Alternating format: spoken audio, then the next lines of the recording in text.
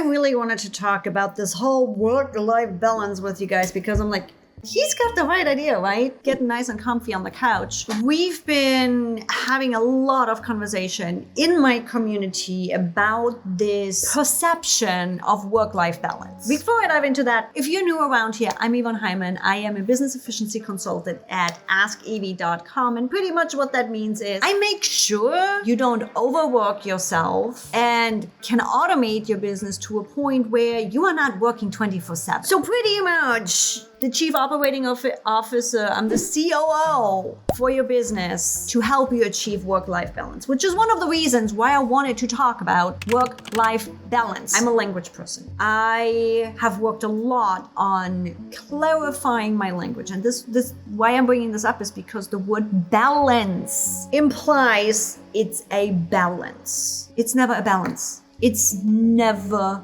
a balance. Life is not about balance. Nature is not about balance. It's all in seasons. Yes, even San Diego has seasons. Maybe not the full-on 4 seasons from snow to sweating your booty off, but even San Diego has seasons. A balance is never achievable. However, you can make your seasons way nicer. You can get out of this rat race and this crazy up and down that entrepreneurship often brings with it. Sorry to burst your bubble.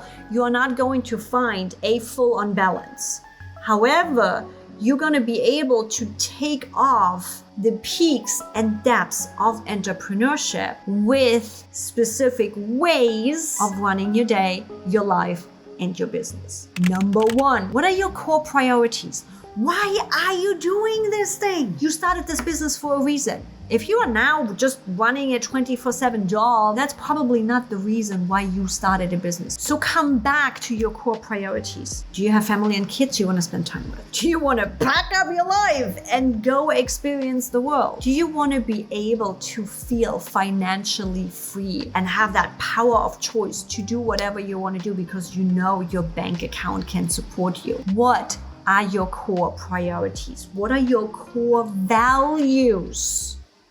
That's all and everything is based upon your core priorities and your core values. My core value is safety. I don't feel safe if my bank account doesn't say, hey, you're safe to make the decision you want to do. That's your number 1. Figure out your core priorities and values. If they're not met, you are not gonna find balance, especially work-life balance in your business. Set clear boundaries. No is a full sentence. You are now understanding your core priorities and your core values. If those are being crossed, you can say no. It is your business. It is your life. You have the right to say no. And it might feel uncomfortable AF in the beginning. I didn't know how to say no. There is still situations and people where I struggle really, really hard to say no. And then struggle with the aftermath of saying no, with feeling guilt, with I should have, and no. No is a complete sentence. You are allowed to set your boundaries. And people or clients that do not respect those boundaries have nothing to do in your life. There's how many people out there? I'm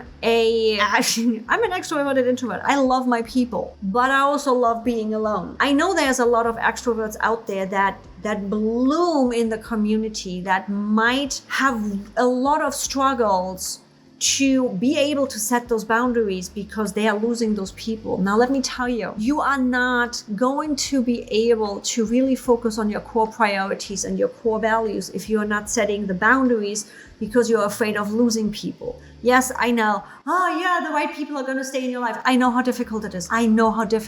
But you are never going to be able to set your boundaries with the people surrounding you if you are not starting to eliminate the people that are not respecting your boundaries. You see where this circle of death is happening around your boundaries? It's not easy, believe me. It's not always fun, but it is so worth it because you will be building your new circle of people that respect, honor, and celebrate your boundaries. And that's only possible when you start setting your boundaries and let people eliminate themselves.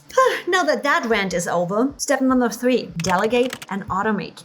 actually do it the other way around. Automate, then delegate. Delegate is often more expensive than actually automating it. But to be able to automate and delegate, you need to get stuff out of your head. You need to be able to be like, this is what I need you to do, and this is the goal, this is the focus. Having these boundaries of how things are done in your business, also called standard operating procedures. Having those boundaries gives your team, your contractor, the freedom to express themselves, to go play, to be creative, because they know exactly what the boundaries are. They know what they can do and can't do. They know how to sound like you, but you need those boundaries.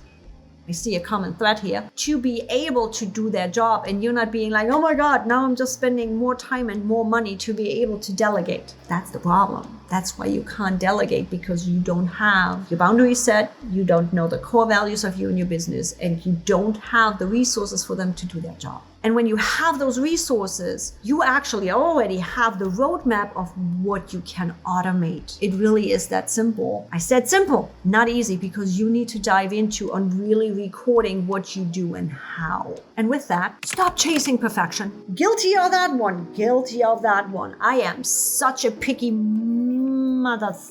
I know exactly how I want it to be, and it has to be this way. And I'm going to spend 2 weeks on getting the button on my website just perfectly right. Nobody cares. It's like we have this conversation regularly when it comes to logos often. We are the one that care the most about our goddamn logos. Nobody else cares. Stop trying to be perfect. You spending 3 days on getting this one pixel right that nobody cares about, and you could have spent that 3 days on actually making money. Action over perfection. Progress over perfection. You doing something, you going somewhere, you evolving is more important than this being perfect. And if you follow those 4 steps, figuring out your core values and priorities, setting clear boundaries, delegating and automating your stuff, and stop chasing perfection, now suddenly you might not quite achieve a full-on work-life balance, but you're not gonna constantly ride a damn roller coaster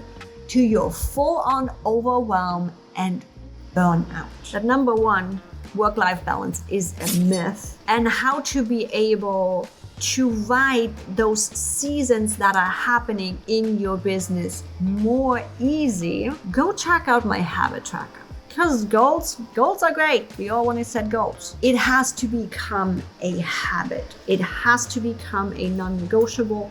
And you just have to internalize those personality traits that future you is going to be thankful for. Pop in the comment section. What is the next habit you want to develop to become the future self you know you can be and want to be? With it, I invite you to my next video, where I talk about time-saving tips in ClickUp, my favorite features to really stop wasting time in ClickUp and make the most of it so that you don't have to work 24/7. I'll see you in the next video.